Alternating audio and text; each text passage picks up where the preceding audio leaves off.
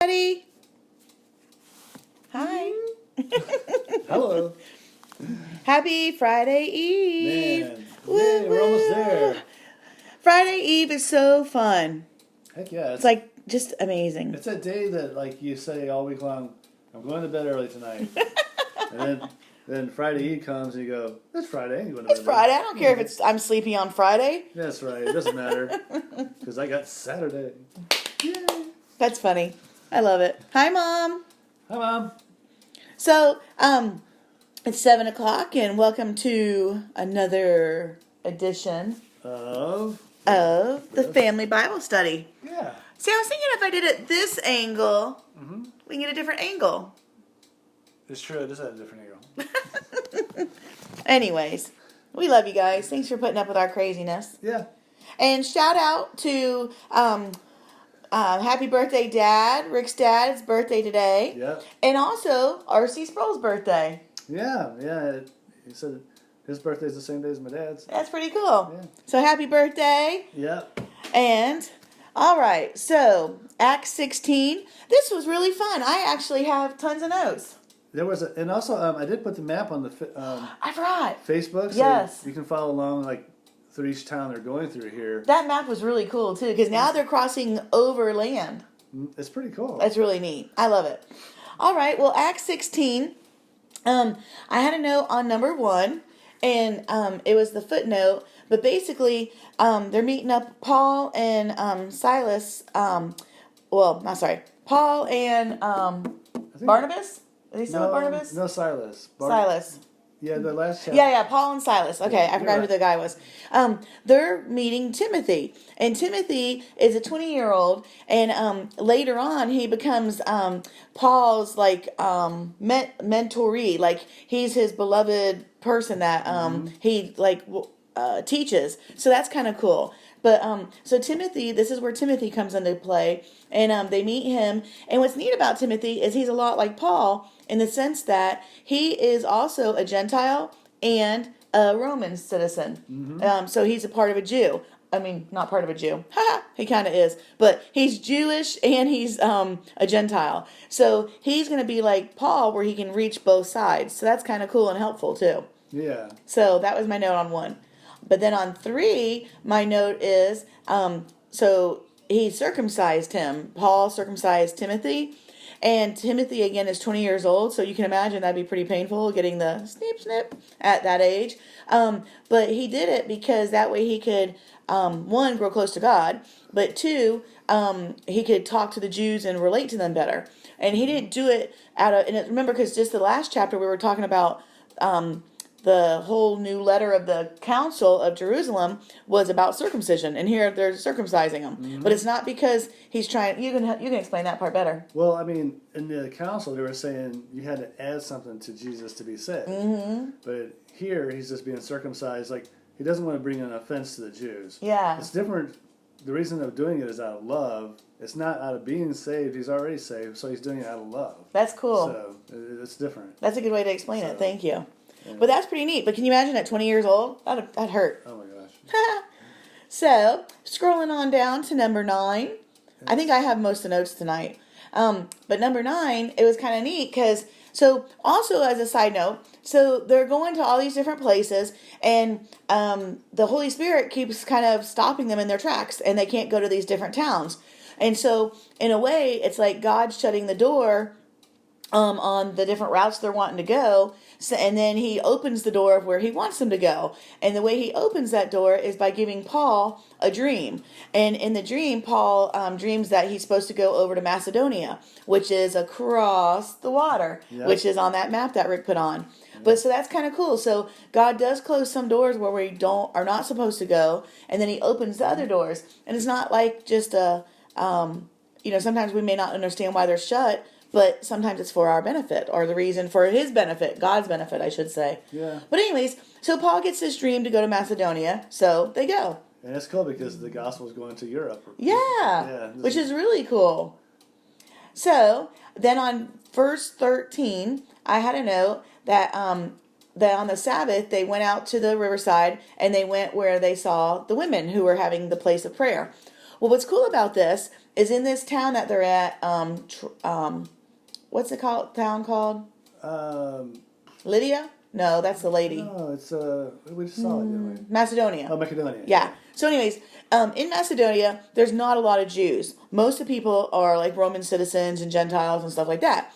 So there's not a lot of Jews. So in order to have a synagogue, like a church, they have to have at least 10 men of Jewish descent to have a synagogue. Well, there's not that many Jewish men there, so they can't have a synagogue. So the women all get together and still hold church prayer. So that's kind of cool, little tidbit. So anyways, they're out there having their church and prayer, and the guys go over to visit with them.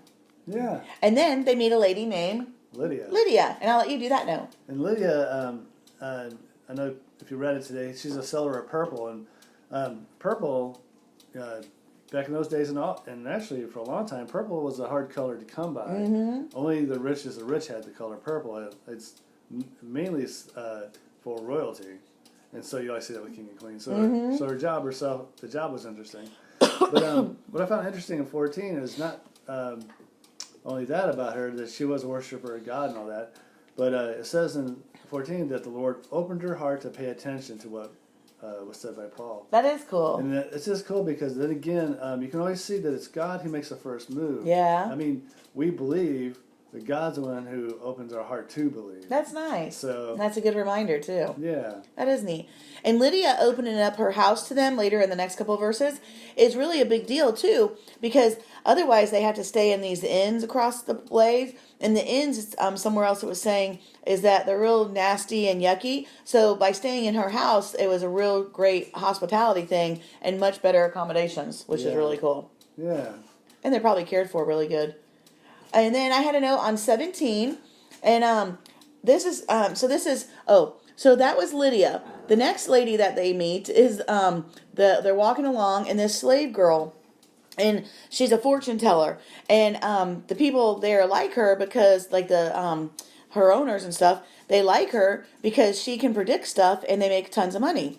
Well, so she's following Paul, and as you remember, all the I want to say demonic devils and things, they all know who God is. Like, the devils know who God is. Right. The devil knows who God is.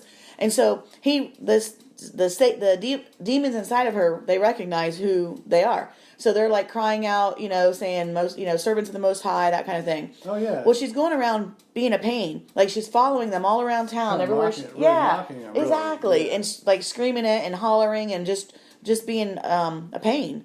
And so, anyways, Paul finally has enough of it, and he's like, "Forget it." And he gets done with it, and he's like, "I command you to leave." The spirit. And so, of course, it comes out of her. So she's healed. That's an awesome thing, right? Mm-hmm. Well, her owners are ticked off because now she's not going to be able to do the fortune telling and not going to be able to make them tons of money, which is very selfish because they only cared about themselves, not her. Right. And because otherwise they'd be happy that she was freed. Comes down to the money thing again. It does. And greed. So anyways, they get really mad, and so they storm over, and they bring or they trick Paul and the guys to go down to the magistrates or whatever, to the like town marketplace.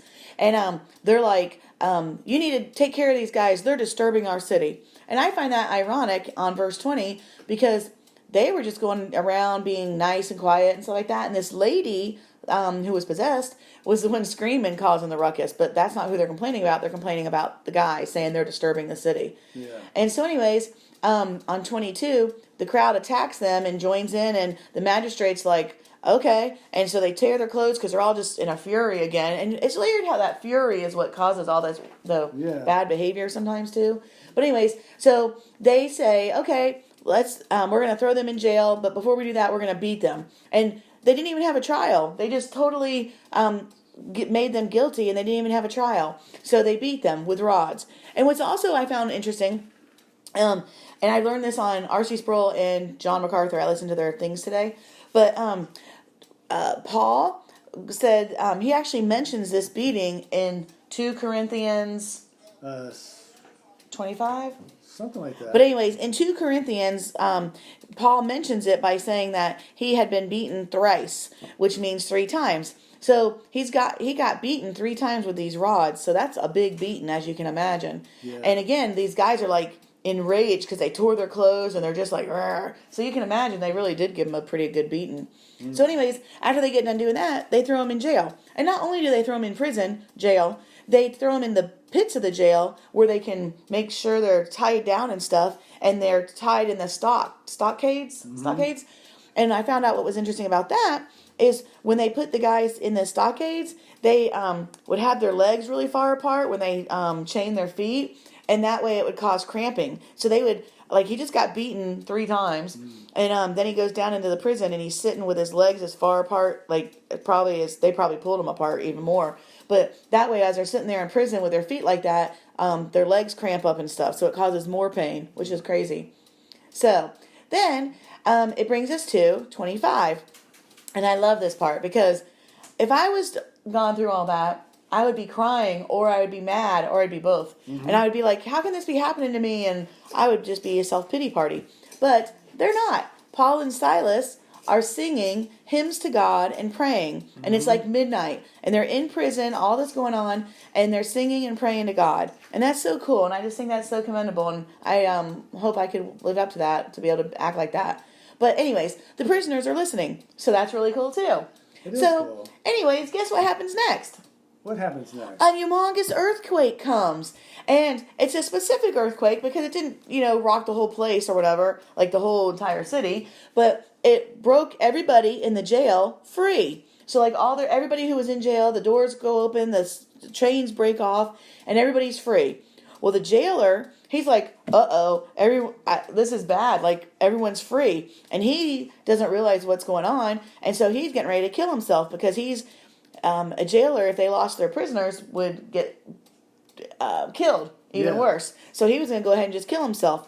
Well, God stepped in and said, no way. And so Paul is like, hey, wait, don't kill yourself. And he's like, we're all here. We didn't leave. And the jailer's like, what? I don't believe it. So then on 31, they're talking and stuff like that, Paul and the jailer. And then the jailer's like, after talking to him, he's like, I believe in Jesus and, what do I have to do to be saved? And Paul's like, just believe in the Lord Jesus and you'll be saved. And so that's really cool. Yeah. So, again, God works in all these crazy ways, and that jailer and his whole house was saved, which is really cool. Yeah. So, that's really cool. Amen to that. Amen.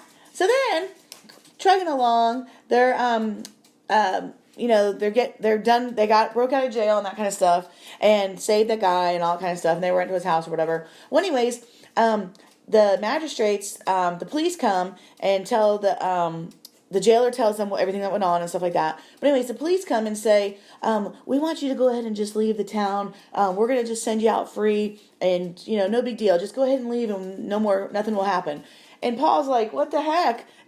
You guys publicly beat us and whipped us and didn't even have a trial and didn't even ask us anything, like if we're guilty or not. So there's no way we're going to let you get away with this. So the only way I'm going to leave town is if you guys publicly let us leave. Mm-hmm. And so anyways, the reason that was such a big deal is because Paul is a Roman citizen, mm-hmm. and it is against the law to beat a Roman citizen, let alone condemn him without even, you couldn't even do that. It was against the law. Yeah. So anyways, that's a big deal. So the magistrates are scared because they're like, he's a Roman citizen. They know they can lose their job. So they're like, go ahead and leave town quietly. But Paul's like, So they have to come and publicly escort him out so they get in trouble. Yeah. And that's the end. Yeah. Thank you for coming to my story time. Yeah. Do you have anything else to add? No, it's just Sorry. It was really an amazing story. It was really cool. And the only thing I'll add to it is I may have told you wrong. Paul had his name Saul, and Paul, I think he was Jewish, but he was also a Roman citizen. So as a Roman citizen, his name was Paul, and as a Jewish citizen, his name was Saul. I think you told us that. I may have told you that, but I didn't want to make it. I didn't want to think that Paul was not Jewish. I think he was fully Jewish. Like Timothy is part Jew and part Gentile. Oh, Timothy's not a whole Jew? No, his dad was a Gentile. He was a Roman Gentile. And but Paul's a full Jew? Yeah, but he was born in Rome in a Roman providence, so they gave him Roman citizenship. That's cool. And okay. Yeah. I gotcha. That's cool. And that's important for later on. Okay, good. But yeah, what a great story. And It was fun. I had fun with that And one. again, it comes down to really, I mean, just like, I thought it was neat about the praying and singing in the Yes. prison. Because, I mean, you know, in our situation we go through, we can either glorify God and say, yeah, God, you're sovereign. You know what's going on. It's not out of your sight. And worship Him then. Or we can complain about our situation. And either way, you're still in the same situation. So you might as well glorify God. You know, God's always in control. I like that. So it's kind of cool. And God always watches out for us. And He knows what's best, too. Yep. Like, it's funny, like Tommy is trying to sell his house or, you know, getting ready to put his house on the market. Well, it keeps downpouring rain and he gets his yard flooded and stuff. But in God's timing, the right person's going to be able to buy it. Mm-hmm. So, you know, by the time he puts it on the market, the right person will be able to be there. Exactly. So even in little things like that, God is always got His hand working in it. It's really cool. Yeah. Yep. Okay, so tomorrow, Acts 17. Yay. And it is Friday. But so Acts 17, Paul and Silas are carrying on. So follow along on the map. Okay. And it makes it more realistic. That's fun. So, Well, we love you guys. Thanks for joining us. And thank you for our story.